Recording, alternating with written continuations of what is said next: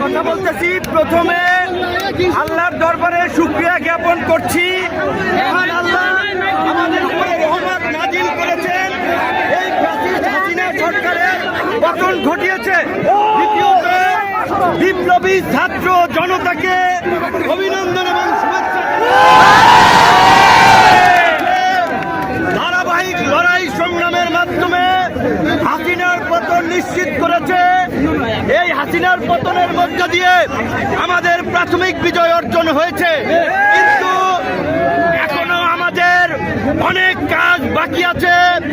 এই ফ্যাসিস্ট হাসিনার যারা দোষর ছিল রাজনীতি কিংবা প্রশাসনে, তাদেরকে চিহ্নিত করে বিচারের মুখোমুখি করতে হবে।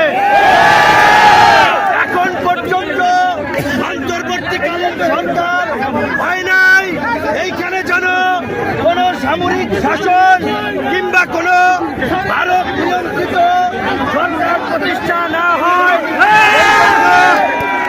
সেই জন্য রাজনৈতিক ঐক্যমতের ভিত্তিতে অনতিবিলম্বে অন্তর্বর্তী সরকার গঠন করতে হবে এবং ছাত্ররা ডক্টর মোহাম্মদ ইউনূসকে প্রধান করার যে প্রস্তাব দিয়েছে, আমার দল এবং আমরা সেই প্রস্তাব সমর্থন করছি।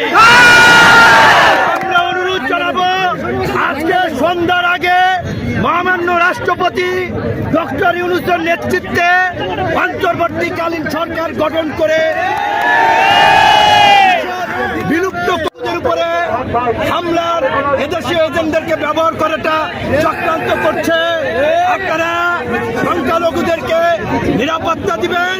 সংখ্যালঘু ভাই বোনদেরকে বলবো, এই বাংলাদেশ আপনার আমার আমাদের সকলের, এই দেশই আপনাদের নিরাপদ আশ্রয়স্থল। সবাই আপনারা মিলেমিশে থাকবেন, সকলে শান্ত থাকবেন, শান্তিপূর্ণভাবে আনন্দ উচ্ছ্বাসের বহিঃপ্রকাশ ঘটবেন। যারা গুরুতর অপরাধ করেছে তাদের ক্ষমা নাই।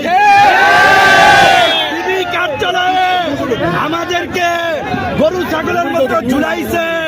হারুনের নেতৃত্বে এডিসি শাহীন শাহ, যুগ্ম কমিশনার খন্দকার নুরুন নবী সহ যারা, তাদেরকে অবশ্যই বিচারের মুখোমুখি।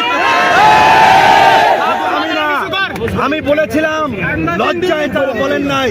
জামাতের সেক্রেটারি জেনারেল থেকে শুরু করে ফুটবলার আমিনুল ভাই, নীরব ভাই, বিএনপি জামাত বিরোধী দলের নেতৃবৃন্দকে গরু ছাগলের মতো পিটাইছে।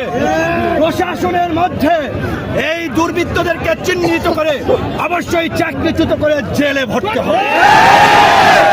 আপনারা গণ অধিকার পরিষদের নেতাকর্মীদেরকে বলবো, অন্যান্য এই আন্দোলন সংগ্রামে অংশগ্রহণকারী দল ছাত্র জনতার সাথে মিলেমিশে এলাকার শান্তি এবং স্থিতিশীলতা রক্ষায় কাজ করুন। দুর্বৃত্তরা, দুষ্কৃতকারীরা যেন কোনো অঘটন না ঘটায়, আপনারা সেই বিষয়ে সতর্ক থাকবেন। আমি আমাদের রাজনৈতিক কার্যালয় পল্টনে গিয়ে আপনাদের সাথে শান্তিপূর্ণভাবে দেখা সাক্ষাৎ করে বাসায় যাব। তাড়াহুড়ো করবেন না, আমাদের কোনো ভাই যেন পরে আহত না হয়, কেউ যেন কারো দ্বারা সমস্যায় না পড়ে, খেয়াল রাখবেন। আজকে জামিন দেওয়া হয়েছে। আমরা বলতে চাই, শুধুমাত্র জামিনের মাধ্যমে এই ধরনের নেতাকর্মীদেরকে মুক্তি দিলে চলবে না। তাদের নামে যে মামলা দেওয়া হয়েছে, এই মামলা অনতিবিলম্বে প্রত্যাহার করতে হবে।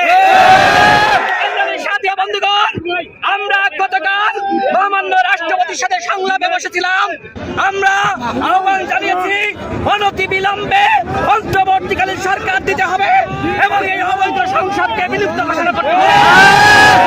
যদি এই সংসদ বিলুপ্ত না করে আরএমপি ১/১১ বানানোর ষড়যন্ত্র করা হয়, ফখরুদ্দিন মঈনুদ্দিন বানানোর ষড়যন্ত্র করা হয়, বাংলাদেশের জনগণ সেটি মেনে নেবে না। আমরা এই মুহূর্তে আমাদের সভাপতিকে নিয়ে আমরা পল্টনে যাব। বাংলাদেশের জনগণ এবং দলীয় নেতাকর্মীদেরকে পল্টনে জড়ো হওয়ার আহ্বান জানাচ্ছি। ধন্যবাদ।